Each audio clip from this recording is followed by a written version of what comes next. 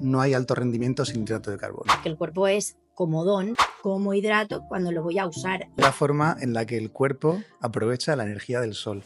Es que es brutal. Detrás de muchísimas patologías están lo que se llaman las disfunciones mitocondriales. Es la base de todas las enfermedades crónicas no transmisibles. El entrenamiento debería abarcar toda esa vertiente.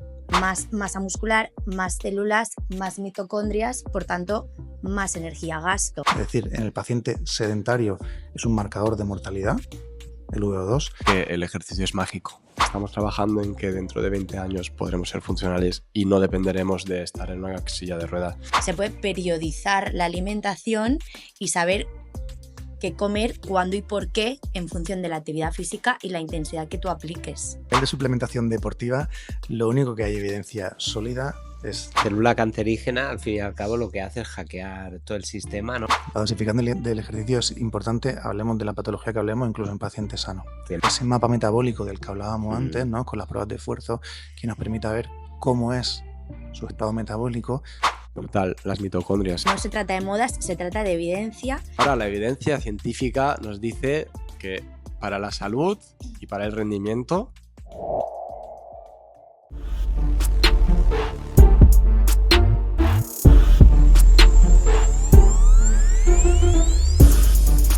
Buenas a todos, ponemos inicio a un nuevo podcast de Moving Mind y esta vez un podcast un poco especial porque tenemos ahí el gusto, el honor, el placer de contar con Fran y con Nuria, dos piezas súper importantes, muy top en este tema que abordaremos. El tema que abordaremos pues es un tema que te pones a mirar cualquier revisión de patologías y si ves factores contribuyentes pues verás la microbiota y la mitocondria. Y entonces hoy hemos destinado el podcast a hablar de qué es esto de la mitocondria, qué funciones tiene, cómo se puede mejorar, etcétera, etcétera. Y para ello pues hablaremos de temas de deporte, nutrición, suplementación, y haremos un poco toda esa información que es bastante... Parece compleja, pero esta gente nos la hará súper sencilla, ¿vale? Quiero decir algo. Como veis, Tony no me presenta a mí porque no pinto nada aquí. No, que ya me han visto. Y que no estábamos nada preparados para eso. Tenemos solo 2 micros, nos vamos a intentar pasar. Y si en algún momento hay fallos de sonido, pues pedimos disculpas ya por adelantado, pero esperamos que la cosa se entienda y que el mensaje llegue a la gente, que es el objetivo. Nada. Pues sí. ¿Verdad, Tony? Que somos los secundarios hoy. Empezamos un poquito, ¿no? Porque con el tema de la mitocondria, ¿qué es esto? Empezarte a explicar un poquito. Bueno, la mitocondria es una organela que está dentro de cada célula. Si entendemos una célula como una pequeña ciudad, todas las ciudades tienen su ayuntamiento, tienen sus fábricas y también cada célula tiene su central nuclear, la central eléctrica, digamos, donde se produce la energía de la célula, ¿no? Y como hemos podido comprobar recientemente, la energía en la célula es tan importante como en nuestra sociedad de hoy. Y es curioso, si empezamos a hablar de la mitocondria, empezar hablando de cómo surgió la mitocondria. Hay una teoría que creo que está ya bastante aceptada, es que antiguamente las primeras células eucariotas solo obtenían su energía a través de la glucólisis anaeróbica, ¿no? Cogían una molécula de glucosa, ahora hablaremos de ello, y lo que hacían era partirla, fermentarla, y así obtenían un poquito de energía, ¿no? Y en algún momento se toparon con una bacteria, que esta bacteria había aprendido a hacer un poquito más de magia con la molécula de glucosa, de tal suerte que era capaz de oxidarla en presencia de oxígeno para obtener mucha más energía. Se cree que la célula eucariota y esta bacteria llegaron a un acuerdo de simbiosis, de tal suerte que la célula le daba cobijo y protección a la bacteria y la bacteria pues le daba ese exceso de energía a la célula eucariota, ¿no? Y así nació la microbiota la mitocondria como organela. La función de la mitocondria, ahora hablaremos de ellas, va más allá de la mera producción de energía. Es fundamental también a la hora de producir radicales libres, pero también de controlar los radicales libres, y también interviene en cosas tan importantes como la defensa o la apoptosis, que es la muerte celular programada, ¿no? Pero nos vamos a centrar un poquito primero en la energía y luego hablaremos un poquito del tema de oxidación y antioxidantes, radicales libres, que también está muy de moda. No, a modo resumen, para que la gente se quede un poco, hemos pasado de una célula que antes siempre no dependía del oxígeno, pero producía muy poca o le costaba mucho producir energía. Ahora, introduciendo esa bacteria que ahora le llamamos mitocondria, tenemos un cuerpo celular que es capaz de hacer mucha más energía, y eso ha hecho que haya evolucionado y que haya acabando siendo lo que las células que tenemos nosotros, y que eso ha pasado de tener la importancia que no necesitaba oxígeno a que ahora es oxígeno dependiente. ¿Vale? Eso es muy importante que quede claro, porque luego, para entender lo que vas a explicar ahora de las vías energéticas, pues es clave. ¿Vale? Efectivamente. Simplemente ese apunte. Y huelga decirlo, pero sabemos que la mitocondria es una bacteria porque tiene forma de bacteria, bicapa como una bacteria, tiene un ADN mitocondrial propio, circular, dentro de la matriz, es decir, que es una bacteria, ¿no? Y como curiosidad, ese ADN, Y ¿no? un detallito, ¿no? Cuando por algo se rompe una célula, el sistema inmune actúa contra esa mitocondria también, ¿no? Porque si es externo a incluso su propio origen evolutivo. Efectivamente, y porque dentro de la mitocondria están esos radicales libres que son los que luego van a ser muy prooxidantes y proinflamatorios. Ahora explicaremos el por qué. Os decía que una curiosidad de ese ADN mitocondrial es que sabéis que se hereda solo por rama materna. Ajá. Y esto es porque el espermatozoide, cuando fecunda al óvulo, suelta su mitocondria y dentro del gameto solo hay la mitocondria del De la óvulo, en madre. este caso de la madre. Interesante. Para que entendamos la función de la mitocondria a nivel energético, hay que hablar de los sustratos energéticos, de los diferentes sustratos energéticos, ¿no? Si entendemos la célula como un motor que funciona con una monedita que se llama ATP, adenosín trifosfato, ese es el combustible que entra al motor para que la célula, sea cual sea, haga su función, ¿no? Si el músculo, la contracción, pero también la relajación, os voy a contar otra fricada, y es que el ATP sirve para que la actina y la miosina se muevan, pero en última instancia sirve para que la miosina suelte a la actina, ¿no? Los filamentos contráctiles, es decir, que la relajación del músculo es un proceso energéticamente activo. Por eso cuando nos morimos, una de las primeras cosas que aparece es el rigor mortis, ¿no? Sí, sí. Porque no hay energía para relajar el músculo. Fricada aparte, os decía que esa moneda de ATP es la que utilizan las células para producir su trabajo, ¿no? Pero ATP como tal, en la célula hay muy poquito. Apenas hay para menos de un segundo de contracción. Entonces, todos estos sustratos energéticos de los que vamos a hablar, lo que hacen es reciclar ese ATP con mayor velocidad o con mayor intensidad, dependiendo de la intensidad del trabajo que se vaya a hacer, ¿no? Son varios los sustratos energéticos. El primero es la fosfocreatina, que seguro que os suena, porque esa creatina es la que nos tomamos como suplementación, que tanta evidencia tiene. Lo que hacemos con esto es llenar los depósitos celulares de fosfocreatina. Esta fosfocreatina se separa por un lado el fosfato y la creatina, y con esa energía que se ha liberado conseguimos pasar un ADP a un ATP, es decir, hemos producido una molécula de energía.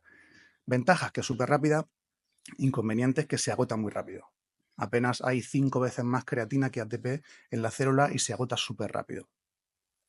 El dato que te decía ayer, Bernat, de por qué hay que esperar 2 minutos entre serie y serie cuando entrenamos fuerza, es porque se estima que lo que se tarda en regenerar los depósitos celulares de fosfocreatina es en torno a 1 minuto, 2 minutos. Es el tiempo que se necesita para que la célula vuelva a recargar esa creatina. Esto, para que la gente lo entienda, son estímulos que duran hasta 10 segundos. O sea, imaginaros hacer un ejercicio que dura más de 10 segundos, ahí ya no eres capaz de tirar de fosfocreatina. Efectivamente, Entonces la estaríamos creatina se agota hablando súper rápido. de un trabajo de fuerza de X repeticiones que no tarda más de 10 segundos. Sí, Efectivamente. de potencia, ¿no? De potencia. O sea, son entrenamientos de potencia de alta intensidad. Correcto, y que le das el tiempo suficiente al cuerpo a regenerar esos depósitos, porque si tú después de ese esfuerzo no le das el descanso, ahí ya tiras de glucógeno, que iba a explicar ahora. Y de ahí la suplementación con creatina, que en este sentido hace que estos depósitos, o sea, tengamos la capacidad de regenerarlos de forma más rápida, porque como se agota muy rápido, la suplementación también permite luego, en este sentido. Correcto, te aseguras a tener los depósitos altos, porque muchas veces a partir de la nutrición, sobre todo en gente vegana, es complicado tenerlo. Entonces, eso ya vendría a otro capítulo, pero que sí, suplementación, somos bastante pro creatina en suplementación por ese mismo Es efecto. uno de los suplementos que más evidencia tiene, pero sí vamos a entender desde el punto de vista bioquímico para qué sirven esos suplementos que nos tomamos, ¿no? Esta creatina está en el citosol, está fuera de la mitocondria. si hablamos del siguiente sustrato energético, cuando necesitamos energía de más intensidad o mayor duración, ya hablamos de la glucosa. La glucosa, todo el mundo la conoce, es uno de los mayores fantasmas que nos persigue a día de hoy, pero su papel en el desarrollo de la energía es fundamental, ¿no? La glucosa, el mecanismo más filogenéticamente antiguo de usarla, como hemos explicado antes, es partirla fuera de la mitocondria en 2 moléculas de 3 átomos de carbono, que es el piruvato, y eso ya produce 2 moléculas de ATP, ¿no? Muy rápida, pero muy poco rentable desde el punto de vista energético. Esto, como hemos dicho, sucede fuera de la mitocondria, ¿no? Todos los entrenamientos que llamamos anaeróbicos, que se hacen en ausencia de oxígeno, tienen lugar fuera de la mitocondria, pero son muy poco rentables energéticamente, ¿no? Cuando adquirimos esa capacidad de oxidar la glucosa, lo que hacemos es que esa molécula la pasamos dentro de la mitocondria y ahí esa molécula de piruvato de 3 átomos de carbono, lo que hacemos es pasarla por una serie de reacciones químicas en la que empezamos a extraerle energía en forma de iones de hidrógeno. Ese es el ciclo de Krebs, ¿vale? Esos iones de hidrógeno se acumulan en 2 transportadores que son el NAD y el FAD, ¿vale? Y luego pasan a lo que se llama la cadena de transporte de electrones, donde se va a hacer la fosforilación oxidativa, que es la magia de la respiración celular. Que aquí quiero distinguir entre la respiración que hacemos nosotros, que en inglés se llama breathing, versus la respiración que hace la célula, que se llama respiration, que esto es lo que vamos a hablar. Estos hidrógenos tienen alta energía potencial. Imaginaos una presa, cuando el agua está arriba y la vamos a soltar para producir energía, pues lo que vamos a hacer es lo mismo, vamos a soltar esos hidrógenos, esos electrones que tienen los hidrógenos, lo vamos a pasar por saltos diferentes que van a ir liberando esa energía, y el oxígeno, para lo único que lo queremos, para lo que respiramos, es para que esté ahí, aceptar esos hidrógenos al final de la caída, y cuando unimos 2 moléculas de hidrógeno a 1 de oxígeno, se produce agua. O sea que todo este proceso de respirar y estar vivos es para que podamos tener la energía de esta forma aeróbica. Toda esa energía que se ha ido liberando en estos saltos de electrones la vamos a utilizar para pasar muchas moléculas de ADP a ATP.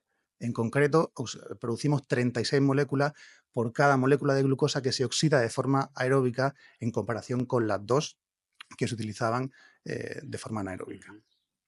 Una de las limitaciones que tiene utilizar la glucosa por vía anaeróbica es que el piruvato se pasa al lactato inmediatamente. El lactato es otro de esos grandes fantasmas de los que hemos tenido siempre, que es el principal limitante de la vía de la glucosa anaeróbica porque es muy acidificante, es ácido láctico, y esa acidificación hace que el resto de las enzimas de todos estos procesos se paren, ¿no?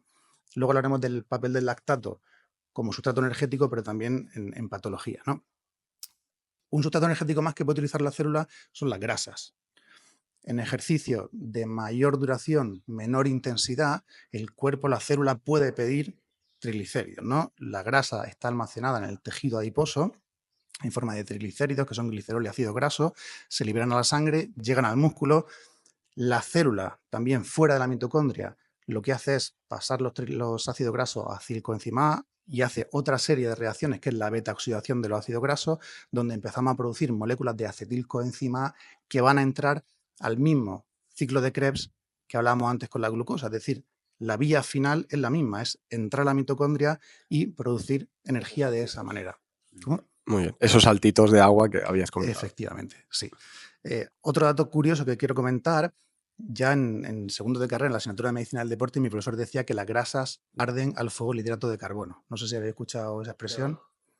Se supone que para que utilicemos bien la grasa como combustible, tenemos que tener cierto aporte de hidrato de carbono, porque ese ciclo de Krebs se alimenta de acetilcoenzima A, pero también de oxalacetato, que son mediadores que vienen necesariamente de la vía de la glucólisis. Entonces ayer leía que no hay alto rendimiento sin hidrato de carbono. Es decir, entrenar en ayunas puede aportar muchísimos beneficios, pero desde el punto de vista del rendimiento deportivo necesitamos contar con hidrato de carbono, que por eso los ciclistas, aunque están súper acostumbrados a utilizar ácidos grasos como combustible, están continuamente tomando glucosa, ¿no? Nos queda un último sustrato energético que explicar, que es el lactato.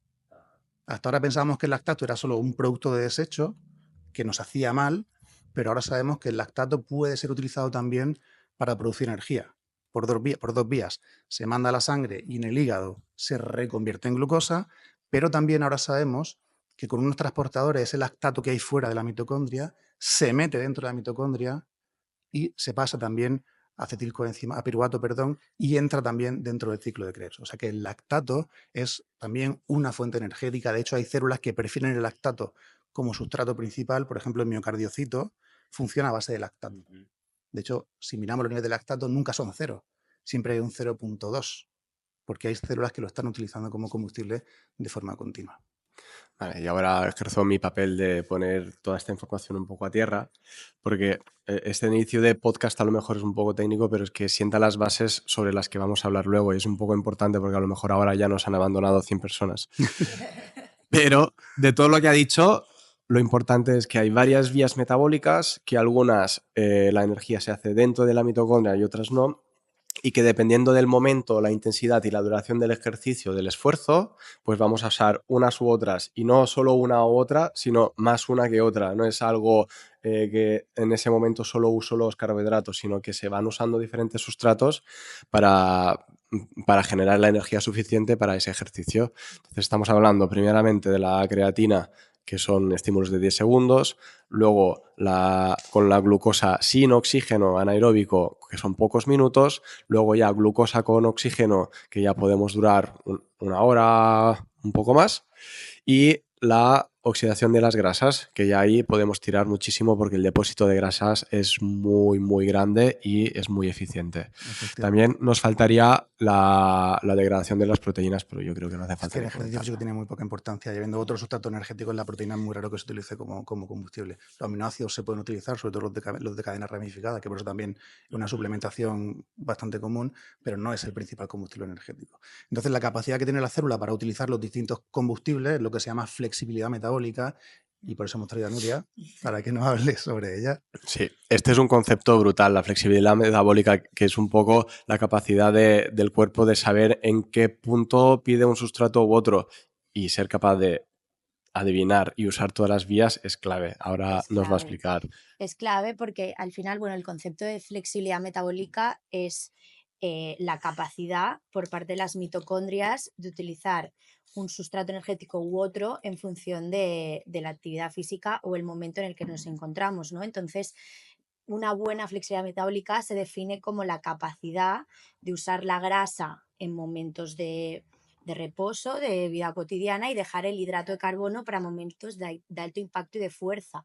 Entonces, realmente esto nos permite luego poder personalizar alimentación y ejercicio físico para ser lo más eficientes que podamos para tener una buena salud mitocondrial y por ende pues poder jugar con estos sustratos energéticos y no agotar nuestras reservas. Porque lo que ocurre hoy en día es que al vivir en un mundo de abundancia y de sedentarismo, pues hemos perdido esta flexibilidad metabólica, porque incluso en momentos donde nos encontramos ahora nosotros manteniendo esta conversación, si tuviéramos una buena flexibilidad metabólica, tendríamos que ser capaces de utilizar la grasa y en el momento en el que tengamos que salir corriendo, pues utilizar con todas las reservas de glucógeno, pues por si nos está persiguiendo un león, poder huir de esa situación, ¿no?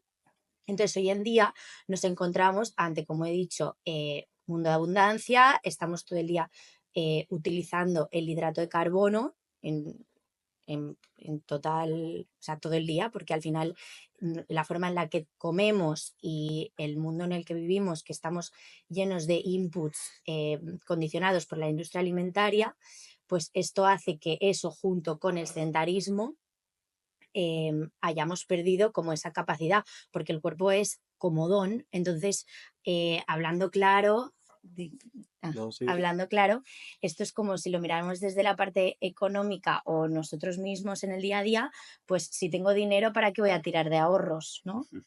Entonces, si nosotros pues tenemos una cuenta corriente con dinero allí, pero luego tenemos una cuenta de ahorro infinita, pues yo a no ser que no me quede otra, pues voy a utilizar lo que tengo hasta el fin del mundo, ¿no? Pues llega a final de mes, me quedan 20 euros en la cuenta, pues utilizo esos 20 euros antes de tirar de ahorros para irme a cenar. Entonces, ahí a nivel metabólico, nuestras células o nuestra mitocondria hace lo mismo. Sí. Ahí quería añadir yo que también uno de los hábitos que tiene mucha población es muchas comidas al día y siempre incluyendo el carbohidrato. Y el hecho de que tú incluyas el carbohidrato hace que siempre tengas la insulina alta. Efectivamente. Si tenemos la insulina alta, la célula no es capaz de usar las grasas para generar energía. Entonces es muy interesante, Nuria nos lo ha dicho muchas veces y es como nuestra wedding planner, porque nos hace todas las comidas y nos dice, aquí no puedes meter carbohidrato. Por este hecho, por el hecho de que en algún momento tú tengas insulina baja y seas capaz de oxidar las grasas. Efectivamente. O sea, este es un punto que se me ha olvidado comentar, que la grasa a nivel mitocondrial se puede utilizar en 2 condiciones, y es en presencia de oxígeno y en ausencia de insulina, ¿no? Entonces, cuando se reúnen estas 2 condiciones, no insulina y oxígeno, pues es decir, nosotros ahora en reposo, si estamos en ayunas y tenemos oxígeno disponible, tenemos que ser capaces de utilizar la grasa porque reunimos estos 2 conceptos.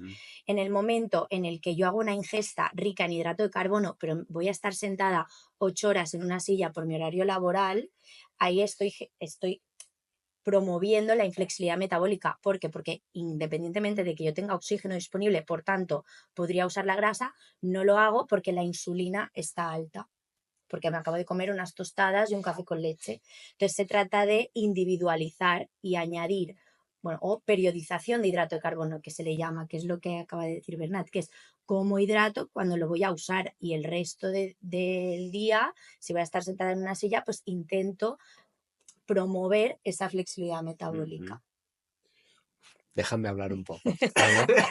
Hay una cantidad de información bárbara, ¿no? Y a lo mejor estamos obviando que todo esto pertenece al gran proceso que hace nuestro cuerpo de transformar alimentos, incluso cocinados, que son más muertos imposible, en diferentes fuentes energéticas, y encima el cuerpo tiene la capacidad de escoger una u otra en función de lo que necesite, y está modificado por el contexto o por lo que nosotros estemos dándole la costumbre a nuestro cuerpo, ¿no? O sea, me parece bárbaro, donde el sistema digestivo, la microbiota, la mitocondria, todos trabajan porque esto es magia. Creo que no se ha conseguido en la industria transformar lo muerto en vivo, ¿no? Y Le nosotros voy lo a dar estamos haciendo en un nuestro punto más cuerpo. cósmico a tu discurso.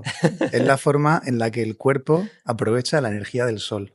Por Al final, ejemplo. los alimentos lo que hacen es almacenar la energía del sol, y la Claro. forma que el cuerpo es capaz de sacarla es a través de ese proceso de digestión y de respiración. Claro, es que es brutal. Eso yo creo que se debe estudiar en laboratorios la manera de conseguirlo de manera artificial, y nosotros tenemos una maquinaria perfecta, ¿no? Y está, obviamente, para llegar a esos discursos que habéis hecho, imagínate las horas de lectura, de vídeos, de artículos y todo esto, y aún las cosas que nos quedan por descubrir, porque ciertas cosas que aún no conocemos deben existir, ¿no? Seguro. Entonces, si tenemos una máquina tan perfecta, sí que me consta que detrás de muchísimas patologías están lo que se llaman las disfunciones mitocondriales, ¿no?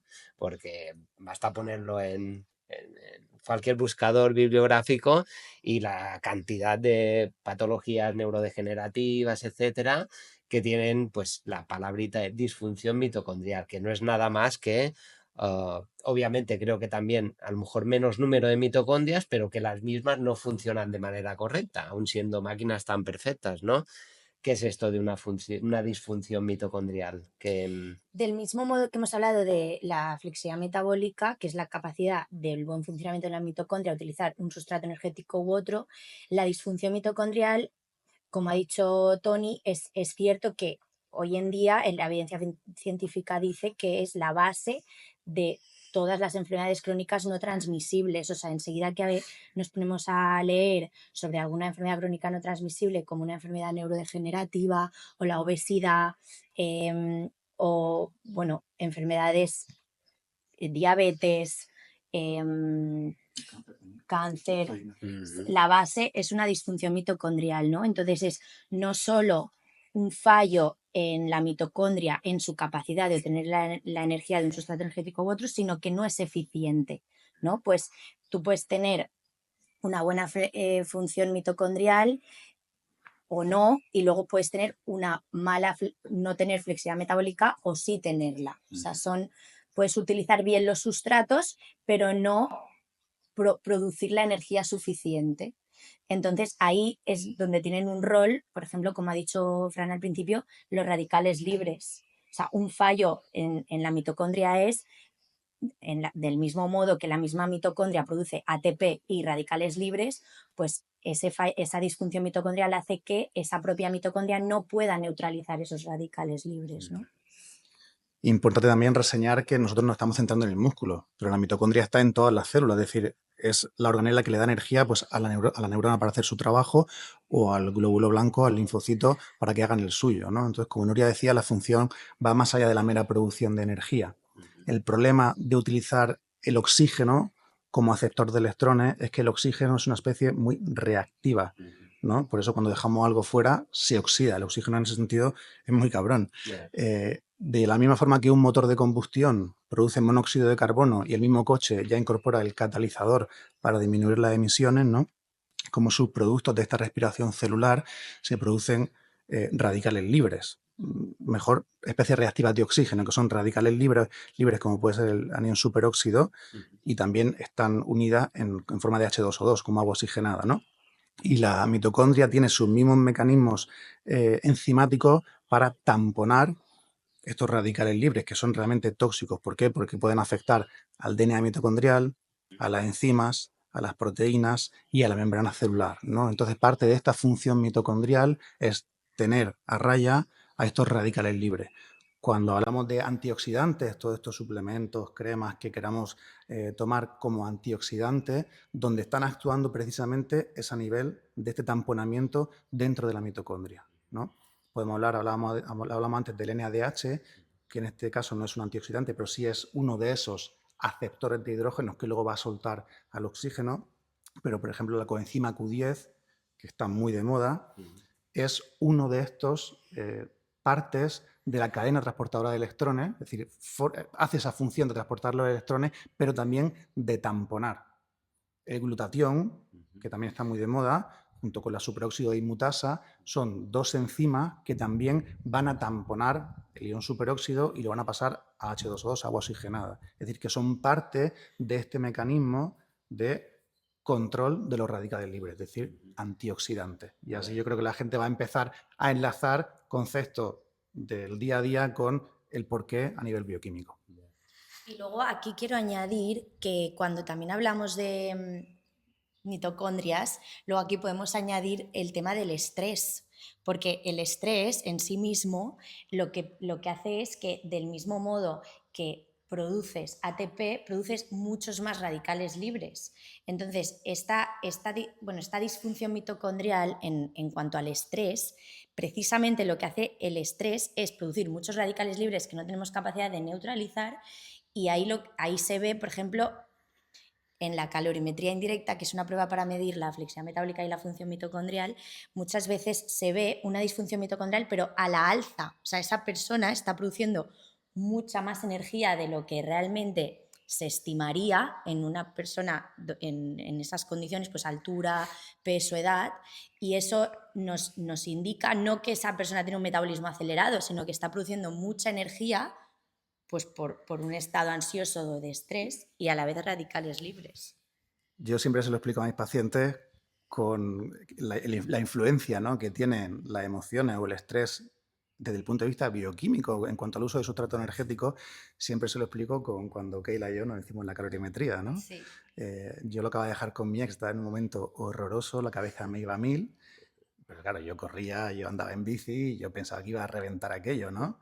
En la prueba de reposo yo estaba súper tranquilo, respirando, pero mi cabeza estaba en otra historia, y para mi sorpresa yo en ese reposo estaba oxidando puramente hidratos de carbono, mientras que mi compañerita feliz de la vida, también deportista, se hizo esa prueba de reposo y era absolutamente dependiente de grasa, ¿no? Es una forma muy gráfica de ver y de entender cómo las emociones, cómo el estrés nos impide funcionar bien desde el punto de vista metabólico, ¿no? Sí, sí, es que al fin y al cabo, ¿no? Parece que como todo es una cuestión de capacidades y demandas, ¿no? Si tú le metes mucha caña a tu cuerpo, le exiges mucho gasto energético, la mitocondria va a señalizar, va a generar más energía, va a oxidar más. Es un bucle, círculo vicioso hasta que un día, ¿no?, peta, ¿no?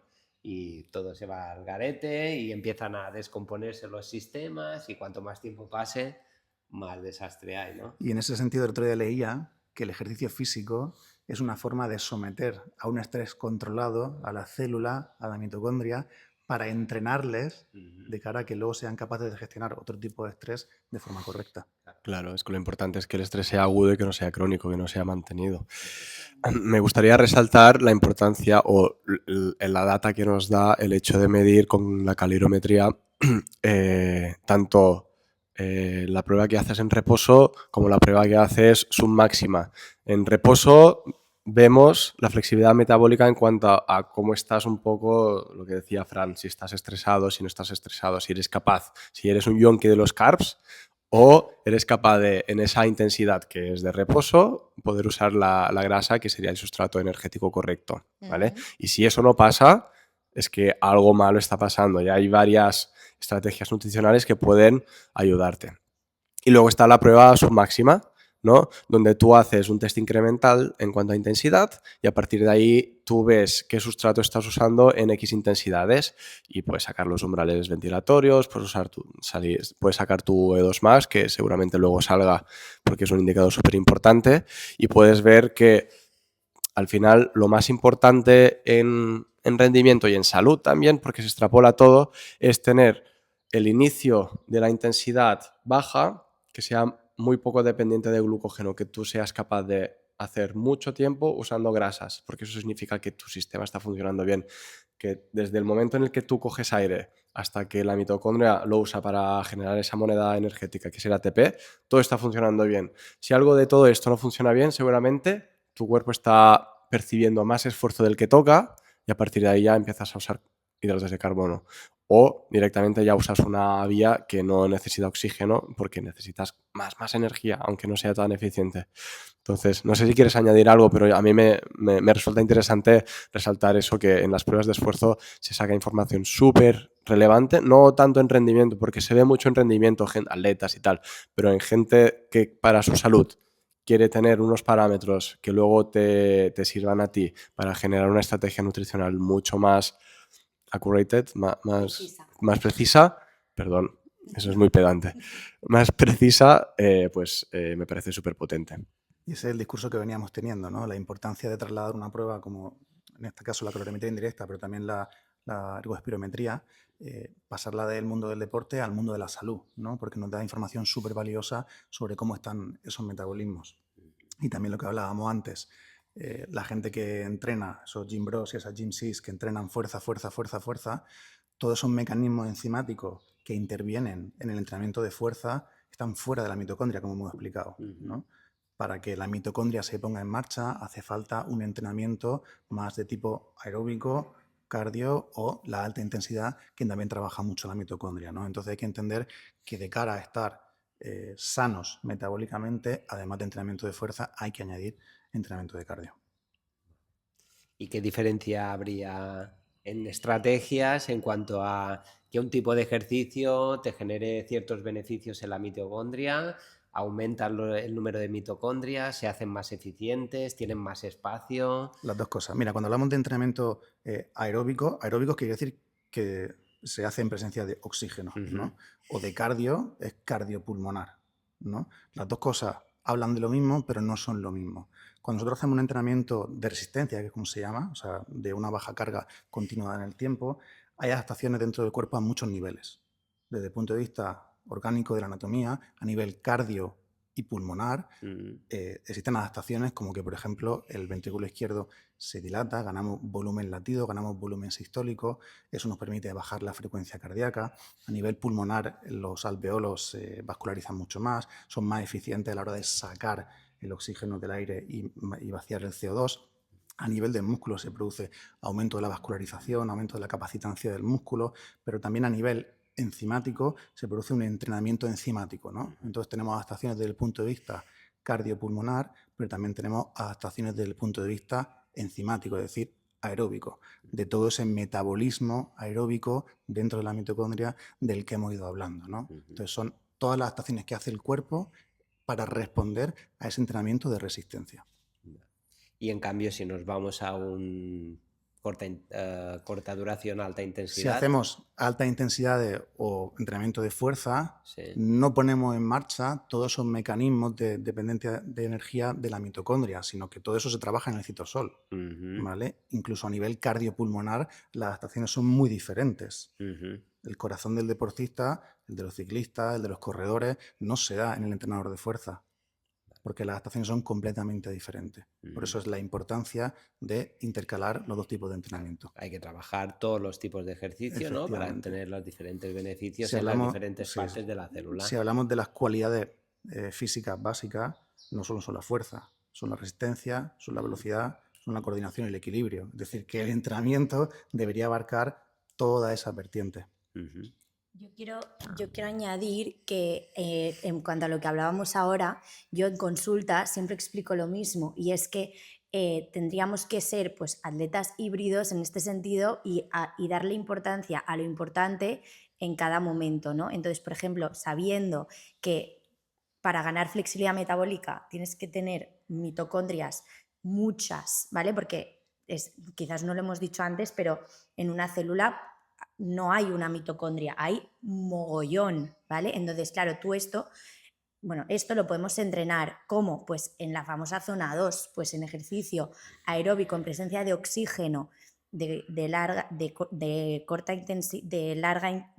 duración y corta intensidad, o sea, es decir, salir a andar sabiendo un poco pues tu zona 2, pues ahí lo que se genera es mucha biogénesis mitocondrial, ¿no? Porque se solicita una demanda, ¿no? Tú aumentas en volumen, entonces ahí se precisa de más trabajo, más volumen, pues entonces la célula se adapta, y esto se le llama mitofagia. Entonces, mitocondrias que no son funcionales o que el ADN percibe que no están haciendo un trabajo de forma eficiente, pues entre mitocondrias se unen para generar más mitocondrias mucho más funcionales y mucho más eficientes.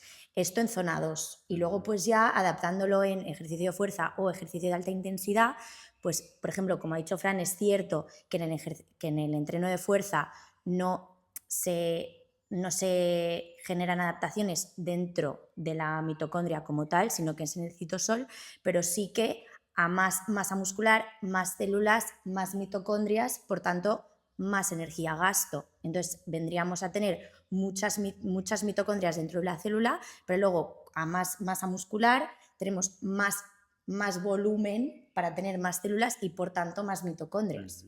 Y luego en el entreno de alta intensidad, el HIIT, lo que hacen las propias mitocondrias es pues, que si hay mitocondrias atontadas, pues es como darles una colleja. Entonces haces que esa mitocondria sea más eficiente y utilice más energía en ese momento. Sí, ahí yo creo que es el momento de decir que el ejercicio es mágico. Muchas veces a mí me preguntan ¿cuántas veces entrenas a la semana? Yo digo, yo intento entrenar cada día. Dicen, pero no puede ser, acabas muerto. Y es que al final el entrenamiento no siempre es lo mismo. Y hay que saber medir qué tipo de entrenamiento te va a estresar de una manera y otra, ir alternando esas maneras de estresar, o el trabajo hoy trabajo en zona 2 para las mitocondrias, otro día fuerza para mejora de la función muscular, otro día trabajo en zona 1 para regenerar, pero no estado sedentario. O sea, eres capaz de entrenar 7 días a la semana y alternar para que una cosa no se entremeta en la otra, pero estás beneficiando diferentes sistemas que al final hacen que tú seas una persona sana y que rindas más. Y estás mucho menos estresado que una persona que entrena 2 días a la semana y se machaca porque siempre va a tope y no le da ese descanso al cuerpo, o no le da ese estímulo que no es tan estresante a nivel de generar radicales libres y que luego estás 2 días para recuperarte de ese entrenamiento. Y también según lo que te pida el cuerpo, ¿no? El estado de ánimo. Yo hay días que necesito un poquito de aire y quiero salir a correr, hay días que estoy cansado y me quedo en casa haciendo movilidad. No es saber usar los diferentes tipos de ejercicio, al fin y al cabo, para obtener ese beneficio mucho más allá de lo puramente metabólico, ¿no? Ahí es respetar el ejercicio es magia. Ahí es respetar un poco los pilares que hemos sacado, yo creo que han salido a todos los podcasts, que es el sueño, el descanso, la nutrición, el ejercicio y la gestión del estrés. ¿no? Efectivamente. Cuando todo eso funciona, luego puedes entrenar bien, puedes escuchar al cuerpo cuando algo de esto no funciona, como el descanso, por ejemplo, pues hoy estoy cansado, no puedo entrenar, pues a lo mejor no te hace falta estresar más el cuerpo, no te metas un hit destructivo. O si te metes el hit, dale mucho descanso, ¿sabes? Y jugar con esas dosis, siempre es lo mismo, pues ahí consigues unas adaptaciones que te dejan progresar y no te llevan al sobreentrenamiento o al desentrenamiento. Y ahora que hablamos de HIIT, hay una cosa que quiero comentar, de qué forma interviene el HIIT en el consumo de oxígeno, ¿no? Ahora creo que hablaremos con más detalle del consumo de oxígeno, pero el entrenamiento de alta intensidad, que como hemos hablado podemos suponer que no pone en marcha la función mitocondrial, ¿no? Lo que produce es una cosa que se llama deuda de oxígeno. Es decir, es tan intenso el entrenamiento que cuando acabamos el entrenamiento, el consumo de oxígeno del cuerpo está mucho más elevado de lo esperable o de lo que se esperaría para el reposo, porque el cuerpo está reponiendo todos esos sustratos energéticos, devolviendo el cuerpo a la calma, ¿no? Y aquí hay un ejemplo que es muy fácil de entender. Cuando venimos con el coche cargado, cuesta arriba, que está funcionando a tope, nosotros muchas veces apagamos el coche, pero los ventiladores siguen funcionando, ¿verdad?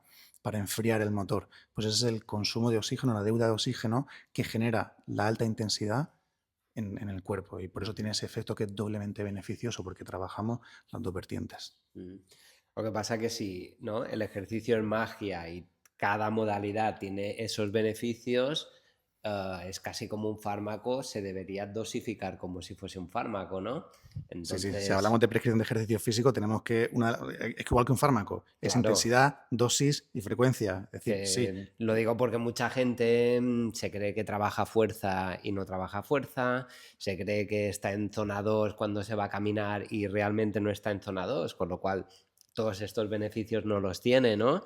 Se puede medir exactamente con una calorimetría en qué zona estás, qué tipo de ejercicio te tocaría, o se puede medir con otros parámetros como la variabilidad de la frecuencia cardíaca, si estás muy agotado, si hoy necesitas descansar, o incluso también, sin ir más lejos, mirar un poco cómo nos sentimos y si nos apetece ir a andar porque estamos agotados, pues también hacer caso a nuestro cuerpo, ¿no? sí, Es decir, hay de ahí que tocar todos los parámetros. la importancia de lo que hablábamos en otro capítulo, de prescribir ejercicio físico adecuadamente, pero también, si hablamos de pacientes, de que los pacientes lo hagan en un sitio en el que estén supervisados y con personal entrenado que sepa Claro, algo, ¿no? luego ya en función de eso a lo mejor luego los enseñas para que los puedan Sí, hacer en otro sitio, ¿no? Pero saber en qué fase están, qué tienen que hacer, eso es. cuándo tienen que hacerlo, bueno, dosificarlo como un fármaco. E idealmente algún día podemos aplicar toda esa tecnología a la hora de prescribir y de hacer ejercicio físico, y que el paciente vea lo que está trabajando y sepa por qué lo está trabajando. Estamos en ello. Estamos en ello, efectivamente. Hablamos del consumo de oxígeno, creo que ese concepto que tenemos que Precioso. explicar. Tú lo has adelantado antes, Bernat. El consumo de oxígeno es un parámetro que, para empezar, es pronóstico, es decir, es un marcador de salud, ¿no? Que De lo que los mide- mayores, diría yo. O Sí, sea, sí, la literatura habla que es uno de los absolutamente. mayores, o sea, es el mejor indicador de salud para mí, seguro. En el otro podcast nos centramos en el entrenamiento de fuerza, la importancia que tiene el músculo, pero el corazón, ¿no? El consumo de oxígeno es también, yo diría que igual, más importante en cuanto a supervivencia, ¿no? Tú lo has adelantado antes, es un parámetro que mide la capacidad que tiene el cuerpo, como tú has dicho, de utilizar oxígeno. Es decir, de todo esto que hemos ido explicando, cuánto es capaz nuestro organismo de utilizar. Si seguimos con el símil de los motores, es cuánto cubicaría nuestro motor, ¿no? Cómo de grande es ese motor, ¿vale? Y es un parámetro que en deporte se utiliza mucho, en rendimiento se utiliza mucho, el V2 Max, ¿no? Pero en salud es un parámetro que conocemos que es súper importante en la salud más básica. Es decir, en el paciente sedentario es un marcador de mortalidad, el VO2. En pacientes con cáncer, por ejemplo, es un marcador pronóstico también, ¿no? Y sabemos cómo, cuando la enfermedad va progresando, el VO2 va cayendo. De ahí la radical importancia de entrenar en aeróbico, es decir, de que los pacientes, bueno, y las personas, aumenten sus parámetros de consumo de oxígeno, para lo cual es fundamental medirlo, ¿no? Que pasemos de la ergospirometría del deportista a la ergospirometría en la salud, que es una de las cosas que yo defiendo. Sí, a mí me gustaría añadir que también es muy importante como indicador de calidad de vida, no solo de mortalidad. O sea, una persona que tiene mayores niveles de VO2 max es capaz de hacer más cosas, es capaz de disfrutar más de su cuerpo. Y si yo hoy tengo no voy a poner números porque la gente no lo entiende tampoco, pero si yo tengo un valor normal o por encima de lo normal, significa que dentro de 10 años seguramente este valor haya bajado porque la curva del envejecimiento hace que baje. Pero si tengo mucho margen, yo cuando tenga 60 años voy a poder subir unas escaleras corriendo. Si yo ahora estoy en un 9,2 más justito, significa que dentro de 20 años voy a subir unas escaleras seguramente un poco forzado y cuando tenga 80 años no voy a poder subir escaleras. Y si trabajamos en mantener esos valores altos o óptimos, significa que estamos trabajando en que dentro de 20 años podremos ser funcionales y no dependeremos de estar en una silla de ruedas. O sea, está tan, otra vez Accurate, tan Es preciso. Está hecha en la medida tan precisa que sabe exactamente qué VO2 max tienes si tú puedes subir unos escalones. Se sabe que si tú tienes un VO2 más por debajo de 15 no puedes subirlos, que necesitas una silla, que eres dependiente. O sea, pasas de ser dependiente o no dependiente dependiendo directamente de ese número. Y me parece que es de vital importancia trabajarlo y que la gente no lo conozca a día de Tú lo has hoy. dicho muy bien, es un marcador de envejecimiento, ¿no? Cuando el cuerpo humano va envejeciendo, perdemos función a muchos niveles, perdemos fuerza, desde el punto de vista hormonal hay muchos cambios, es decir, hay cambios a muchos niveles. Y una de las cosas que perdemos es la capacidad de consumir oxígeno, ¿no? Es el VO2, es un marcador de envejecimiento. Entonces, joder, es una herramienta anti-aging estupenda el trabajo del consumo de oxígeno. Total. Y un poco desde mi desconocimiento, pues no es mi tema estrella, ¿no? Pero sí que he leído, ¿no?, que tiene mucha parte genética también, ¿no? El VO2 max. Depende de muchas cosas, pero fundamentalmente de la genética. Sí. Eso es por eso que desde el punto de vista racial, pues la gente de color tiene unas capacidades diferentes a la gente de piel blanca. Ciertos ¿no? deportistas de alto Sí. de élite tenían unos valores o tienen unos valores descomunales, ¿no? Pero para la gente mundana, ¿eso quiere decir que no se puede mejorar o que es muy difícil mejorar o que nos interesa más que mejorarlo, sino mantener unos valores lo más altos posibles el máximo tiempo? Por suerte para nosotros, perdóname Bernat, el deportista de élite tiene menos capacidad de mejorar su consumo de oxígeno que el ciudadano de a pie. ¿Vale? La genética es muy importante, de hecho, ya que te digo que es lo que más determina el consumo de oxígeno.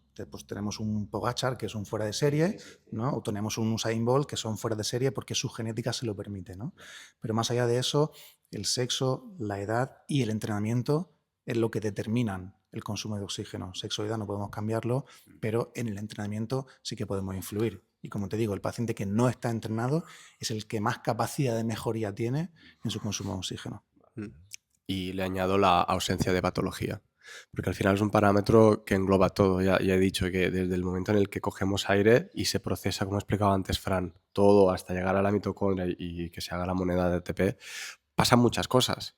Si tú tienes un problema a la hora de coger aire o ventilatorio, pues seguramente tengas un VO2 más bajo. Si tú tienes un problema cardíaco, tendrás un problema. Si tus arterias no son capaces de llevar la sangre como debe al músculo, tendrás un problema. Si tus mitocondrias tienen disfunción, tendrás un problema. Si tú tienes mucho estrés y hay mucho estrés oxidativo y el contexto celular no es óptimo, tendrás problemas.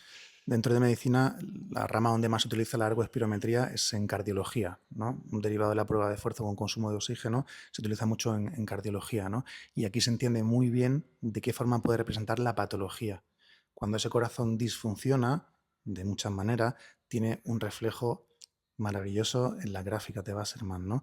En unas jornadas con el doctor Berenguel, que es el cardiólogo que más sabe de España de ergoespirometría, nos enseñaba cómo un paciente que con ecografía no sabían si la estenosis aórtica que tenía era moderada o severa, en la gráfica de la ergoespirometría, viendo el pico de consumo de oxígeno, lo daba como una estenosis grave, porque el volumen sistólico, la contracción del corazón, eso se refleja en el consumo de oxígeno. Mágico, para mí es mágico. Y la buena noticia es que se puede mejorar muy fácil. Gracias a la ciencia del ejercicio se ha estudiado muchas maneras de mejorarlo y no has hablado del entrenamiento polarizado, pero bueno, es lo que ha dicho. La zona 2 para generar una base y luego entrenamiento a alta intensidad, que son estímulos de 2 a 5 minutos para hacer un trabajo así más específico de VO2 max. Y de esta manera la gente mejora y sobre todo si viene con unos niveles basales bajos, que la población en general los tiene bajos. Porque a destacar, una de las cosas que consigue el entrenamiento aeróbico es mejorar la capacidad de oxidar ácido graso. Es decir, es que el atleta de élite sea capaz de correr a altas intensidades utilizando triglicéridos, ¿no? Ácido graso. Correcto, pero luego lo que te va a destacar a la hora de tú tener un VO2 max alto es ser capaz de metabolizar los carbohidratos y de reciclar ese lactato que has dicho tú, que el lactato vuelva a entrar a la mitocondria y que se recicle. Dentro de la prueba de gases hay muchos parámetros, ¿no? Que es lo que te explicaba el otro día. El V2 max es solo uno de los parámetros, ¿no? Pero el dónde están los umbrales colocados también nos habla mucho de esa capacidad que tiene el paciente o el sujeto de utilizar los diferentes sustratos energéticos, ¿no? La curva de ascenso del consumo de oxígeno va a determinar cómo de rápido es capaz el cuerpo de hacer ese switch de grasa de grasa a hidrato de carbono, ¿no? Sí, Cuanto más aguante utilizando grasa, quiere decir que tu capacidad oxidativa, tu flexibilidad metabólica es mucho mayor. O sea que no todo es el VO2 ni el VO2 max. Si lo vemos en la gráfica de los diferentes tramos de los ventilatory thresholds, VT1, umbrales, perdón, es como hacer que el umbral 2, la zona 2, perdón, sea lo más grande posible y lo más alta posible. Y que luego, bueno, eso es lo más importante. Sí, pero para que veas que no todo es VO2, es cómo se distribuye la dinámica del metabolismo del sujeto, que esa es la magia de esta prueba. Total. Y de cómo mejorarla, ¿no? Porque cuando el paciente ve la gráfica y ve realmente cómo ha sido su prueba y dónde se encuentra y dónde están sus umbrales, luego es muy fácil para el paciente entender, amigo, pues es que me dicen que salga a andar en esta zona, pero el paciente lo subestima, o sea, caminar, y no es mejor que corra. Bueno, igual tienes que caminar y correr, pues lo que hemos dicho, pues periodizar el ejercicio junto con la alimentación. Entonces, explicarle que esa zona 2 se puede, o ese consumo de oxígeno se puede mejorar. ¿Cómo? Pues como he dicho al principio, pues cuando se usa la grasa en presencia de oxígeno y con la insulina baja. Entonces, con ello, con el ejercicio físico de lo que hemos estado hablando ahora de eso, se puede periodizar la alimentación y saber qué comer, cuándo y por qué en función de la actividad física y la intensidad que tú apliques en ese momento. Muy bien, sí, estoy de acuerdo porque mucha gente se piensa que va a correr y está en zona 2 y muy poca gente puede correr en zona 2 ahora mismo. Poca gente, sí. Entonces, yo recomiendo a muchos de los clientes que se pongan en la cinta con un poco de pendiente y el típico parámetro que se da es que tú puedes hablar con otra persona que se nota que estás haciendo ejercicio, pero que no se entrecorten las frases, que sean frases enteras y que puedas hablar soltamente. Hablar, pero no cantar. Hablar, pero no cantar. Y hablando de la mejora del V2 Max, podemos hablar un poquito de los suplementos que tenemos pendientes de hablar en cuanto a mejora de la función de mitocondria, ¿no? Te miro a ti, Fran. Sobre esto la verdad es que tenemos poca evidencia, ¿no? A nivel de suplementación deportiva, lo único que hay evidencia sólida es la creatina, la proteína y la cafeína. Estos son los únicos suplementos en deportiva de los que sabemos a ciencia cierta que funcionan. Sobre todo lo demás puede encontrar cosas que sí, que no. Por ejemplo, la carnitina, ¿no? Que es una de las cosas que hablábamos. La carnitina es el transportador que cuando ese ácido graso llega a la célula lo pasa del citosol y lo internaliza en la mitocondria, ¿no? Esa proteína se llama carnitina y es uno de los suplementos de moda en cuanto a quema grasa, ¿no? La evidencia nos dice que cuando tomamos suplementación de carnitina aumentamos los niveles de carnitina en sangre, pero parece que eso no hace que aumente su función, ¿no? Y la gracia era que la gente entendiera cómo todos esos suplementos antioxidantes, donde tienen su función, es dentro de la mitocondria, para que entiendan cuánto de importante es esta mitocondria, esta función mitocondrial en la salud del día a día. Y saliendo un poco de la mitocondria, tamponar con bicarbonato, que es algo tan sencillo y que también la gente lo utiliza. Sí, es un tema súper controvertido en deportistas. De hecho, hay programas de entrenamiento que lo utilizan un montón. Justo ayer leí un artículo de creatina y bicarbonato en futbolistas, pero no hay tantísima evidencia. Fíjate que el bicarbonato, si salimos de la célula y entramos más a nivel orgánico, tiene muchos efectos a muchos niveles y a nivel renal es uno de ellos. Y justo el tamponamiento del bicarbonato y del pH es una de las cosas que el riñón regula con más cuidado. De forma más accurate, que diría Bernat. Y da cagalera también. ¿Y los nitratos? Uf, pues más de lo mismo. Los nitratos son muy usados. El óxido nítrico es uno de los mediadores que se encarga de la vasodilatación, que hace que los vasos se abran, por lo tanto, que llegue más sangre a los tejidos. De hecho, es la base de funcionamiento de la Viagra, que lo que hace es inhibir la enzima que degrada el óxido nítrico, y cuando lo usamos para deporte lo que queremos es obtener ese beneficio a nivel muscular. Más de lo mismo. No hay evidencia sólida. Vale. Yo creo que no podemos acabar el podcast sin hablar de un poco de enfermedad, ¿no? Y hemos hablado de esa disfunción mitocondrial, hemos hablado de las radicales libres y yo lo introduzco y luego vosotros soltáis todo lo que sabéis.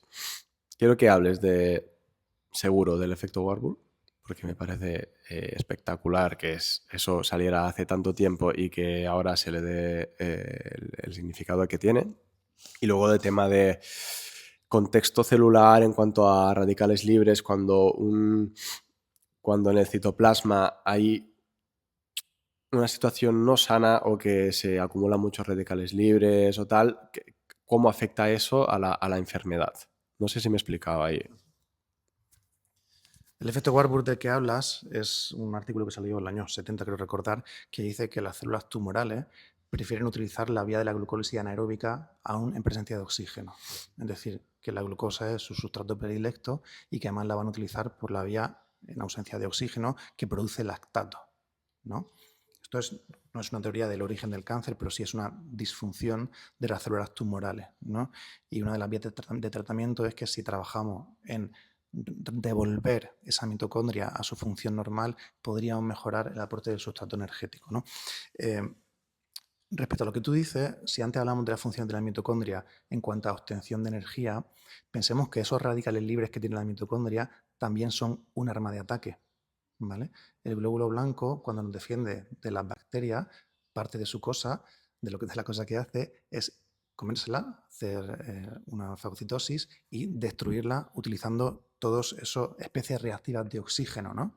Con lo cual, fíjate que si la mitocondria fracasa en la función de producir estos radicales de oxígeno, ya tenemos una alteración en la inmunidad, ¿no?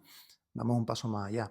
Hablamos también de la apoptosis, ¿no? La apoptosis es la muerte celular programada. Bajo determinadas circunstancias se manda una señal a una célula, por ejemplo, que ha desarrollado una mutación, está creciendo, y le dice, muchacha, llegó tu hora, tienes que autodestruirte, ¿no? Tienes que hacerte el harakiri. Y este harakiri, parte de los mecanismos que lo median, también son todas estas especies reactivas de oxígeno. Más de lo mismo, si hay un fallo en la mitocondria a la hora de producir estos radicales libres, podemos tener alteraciones de un mecanismo tan importante como en la apoptosis. Y en la reproducción celular, cuando hay división, entiendo que también hay problemas si el panorama, si el contexto celular no es correcto. Y ahí es cuando vienen las mutaciones y los problemas Las mutaciones surgen a otros niveles. Si hablamos de radicales libres, estos radicales libres que son tan tóxicos son muy dañinos para el material, para el DNA, lo hemos dicho antes, para todas las proteínas, todas las membranas y por ello también para el DNA, y producen mutaciones por actuación directa a nivel del DNA, ¿no? Si hablamos de la mitosis, piensa que hablamos que las mitocondrias lo que hacen es aportar energía. La mitosis, la división celular, es uno de los procesos que requiere más energía. Entonces también son fundamentales de cara a darle a cada célula la energía que necesite para hacer lo que tiene que hacer.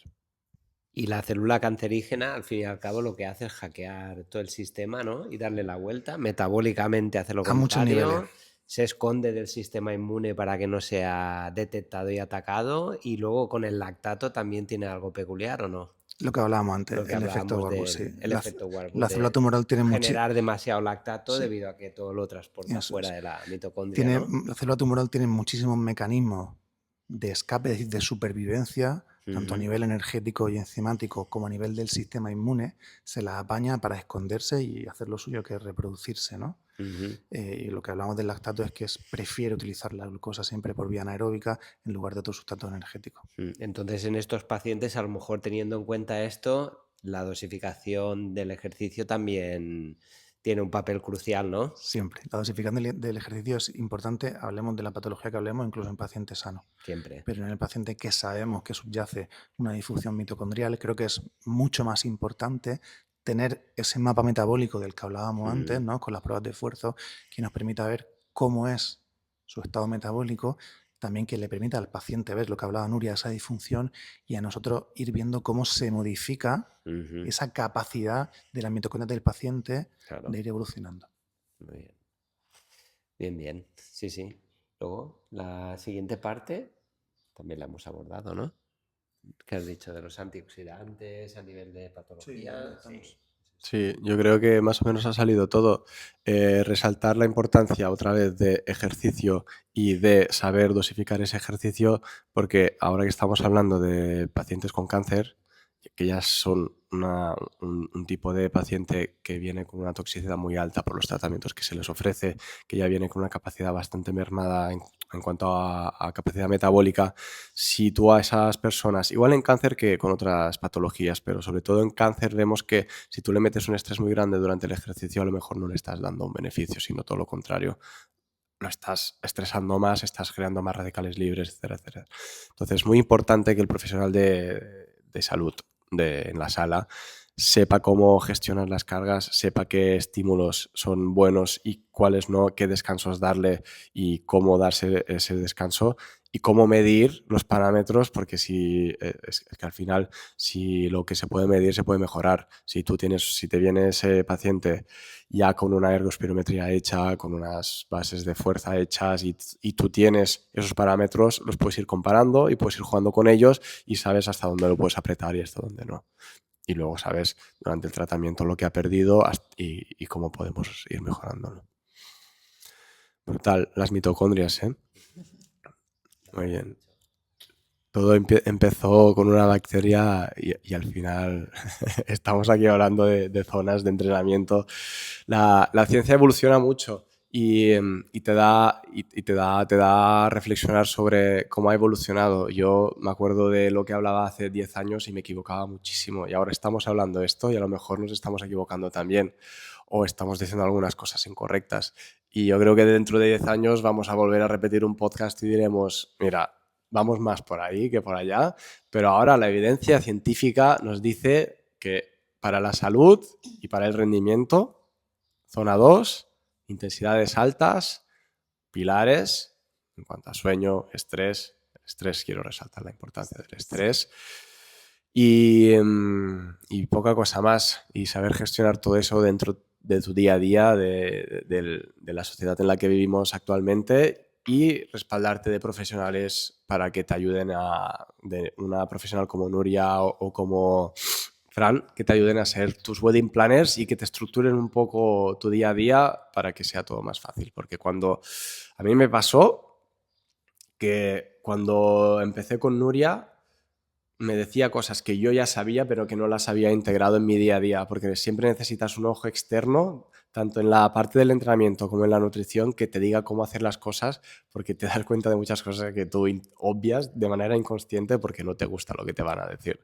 Entonces, Claro, o sea, se trata de esto. O sea, como tú bien dices, wedding planners, bueno, pues organizadores de vidas, en el sentido de, bueno, pues si estás entrenando así o estás entrenando asá, pues come así, come asá, o suplementate con esto, suplementate con lo otro, y darle la importancia a lo importante, porque muchas veces nos ponemos a comer, nos ponemos a entrenar sin tener ningún tipo de orden ni organización, y a mí, o sea, lo que decíamos antes, pues es que hace 10 años se tenía una evidencia o unas bases en cuanto a ejercicio físico y alimentación, que hoy en día, yo siempre lo digo, es tan fácil como coger un libro de fisiología y metabolismo y entender la bioquímica, porque entendiendo esto no tiene que haber dietas de moda ni ejercicio físico de moda, ¿sabes?